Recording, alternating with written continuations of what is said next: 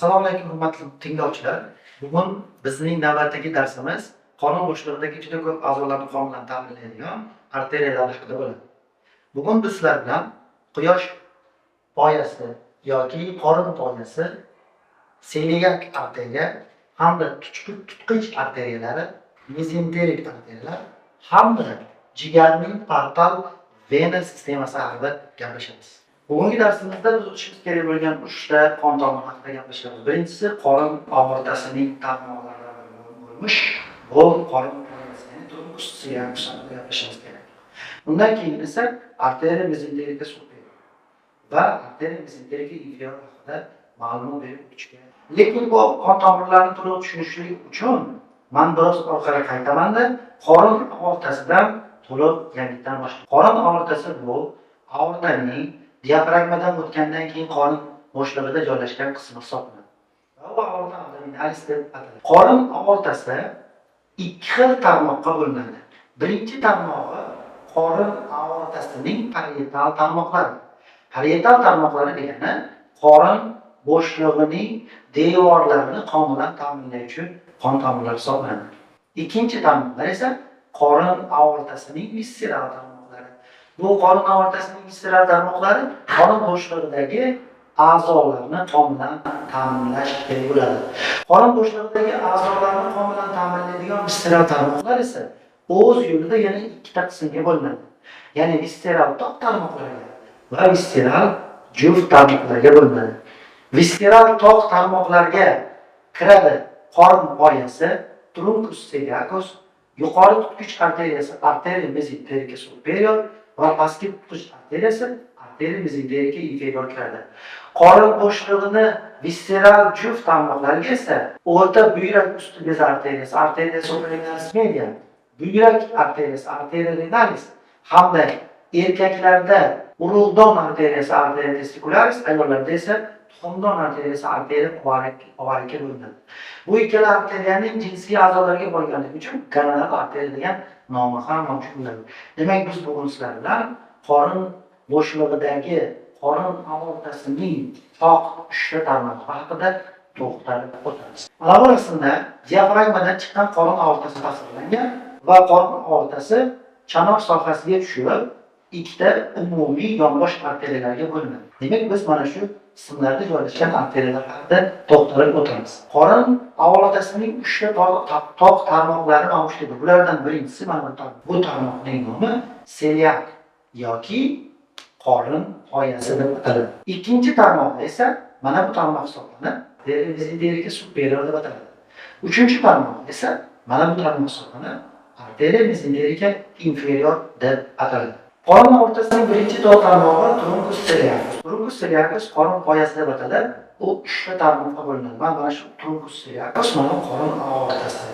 Chiqqandan keyin 3 ta tarmoqqa bo'linadi. Birinchi tarmog'i chap oshqozon arteriyasi, arteria gastrica sinistra, ikkinchisi taloq arteriyasi, arteria venalis, uchinchisi esa jigarning umumiy arteriyasi, arteria hepatica communis deb ataladi.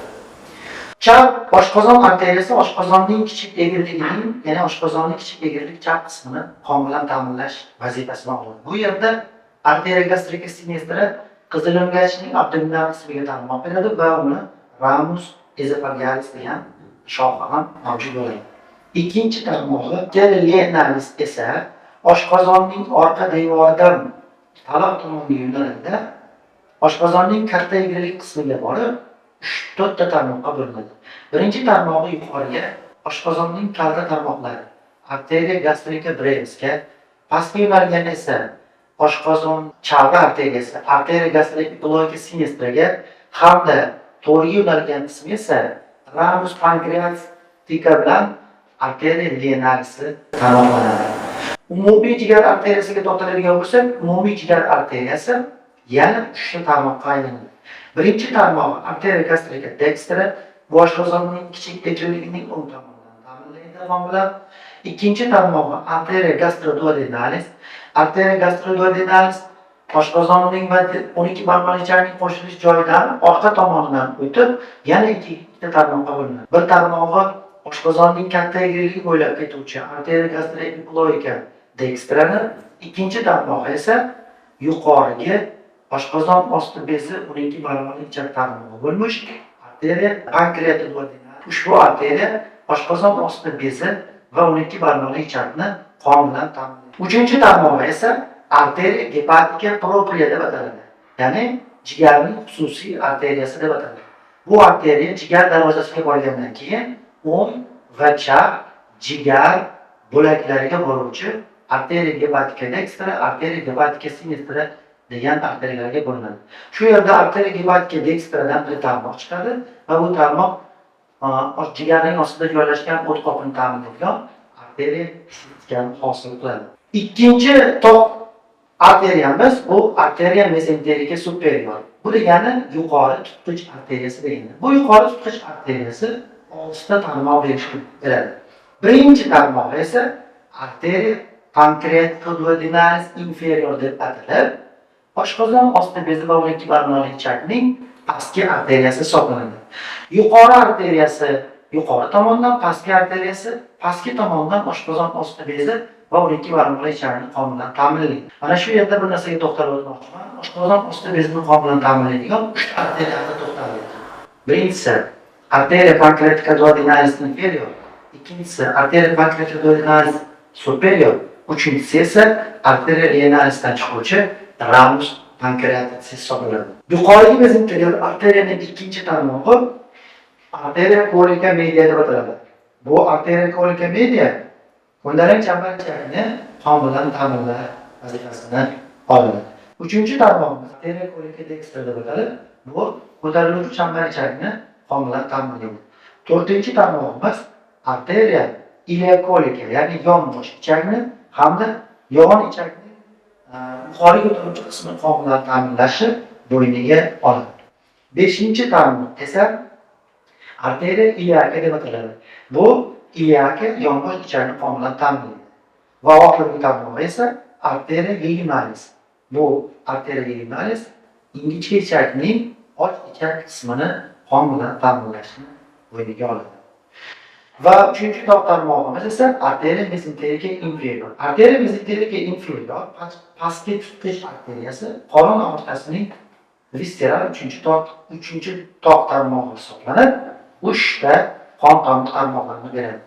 Birinchi tarmoq arteriya colica sinistra. Arteriya colica sinistra tushuvchi chambar ichak, ko'ndalang chambar ichakning terminal qismlarini qon bilan ta'minlasa, keyingi tarmog'imiz arteriya sigmoidea. Bu arteriya sigmoidea 3 ta 4 ta tarmoqdan iborat bo'lib, sigmosimon ichakni qon bilan ta'minlaydi. Va oxirgi tarmoq esa arteriya rectalis superior. To'g'ri ichakning yuqori arteriyasi hisoblanadi. Shu bilan qorin o'rtasining 3 ta toq tarmoqlari tugadi. Keyingi mavzuimiz esa gepatik portal sistema, ya'ni jigarning portal sistemasi. Jigarning portal sistemasi bu jigarning ichiga kiruvchi qon tomir tizimi hisoblanib, asosan ovqat hazm qilish a'zolaridan so'rilgan qon oqsilga, ovqatga, moddalarga, minerallar, mikroblarga hali filtrlanmagan qonni hamda tovoqdan keluvchi qonni jigarga olib borib beradi. Jigar hujayralari esa ularni detoksikatsiya qilib, vena cava inferiorga qo'yib berish vazifasini bo'yniga olgan edi. Bu ma'lumotlarni oldingi darslarimizda to'xtalib o'tdik. Demak, mana shu ko'rsatib o'tilayotgan qon tomir bu gepatik portal vena, ya'ni jigarning portal venasi hisoblanadi. Bu qaysi qon tomirlardan, ya'ni venalardan qonni oladi? Birinchisi mana bu oshqozon venasi, vena gastrika. Oshqozon venasi arteriyasidan farqli ravishda chap va o'ng vena bo'lib qo'yilgan ekan. Ikkinchi tarmoq esa taloqdan keladigan tarmoq, ya'ni vena lienalis deb ataladi yoki vena splenika bo'ladi. Vena splenikaning o'ziga xos xususiyati yo'lda arteriya mesenterica inferiorga mos bo'lgan vena mesenterica inferiordan oshqozonning kalta venalari esa taloq venasi deb qo'yilgan. Keyingi tarmoqimiz esa bu katta yuqorgi mesenterial vena. Yuqoridagi mesenterial vena oshqozondagi epiploid venadan hamda qaysi arteriya bilan qon bilan ta'minlaydigan arteriyalar bo'lsa, o'shalarning venasidan qonni qabul qiladi. Unda portal sistemaga bog'liq ekan. Va eng oxirgi venamiz bu vena sistika deb ataladi. O't qopini venasini qabul qilar ekan. Yuqorida aytib o'tilgan venalarning hammasi qonni olib kelib jigarga olib kiradi. Jigar hujayralarni ularni filtrlaydi. Talovdan hosil bo'lgan eritrotsitlarning parchalarini oqsil yoki bo'lmasam temir moddalarini qabul qilib o'zlashtiradi va shu tarzda davom etadi. Endi birlamchi jigardagi tributar sistema xuddi buni H harfisiga sodir bo'ladi. Bu yerda ko'rsatish uchun mana gepatik artal vena bo'lsa, pastdan yuqoriga tutqich venasi, mana bu esa kichik tutqich venasi, mana bu esa taloq venasi hisoblanadi. Ular mana shunday shaklda joylashgan bo'ladi. Shu shaklni eslab qolib chizib nomini yozib olsangiz, deyarli esingizdan chiqmaydi. E'tiboringiz uchun rahmat. Assalomu alaykum.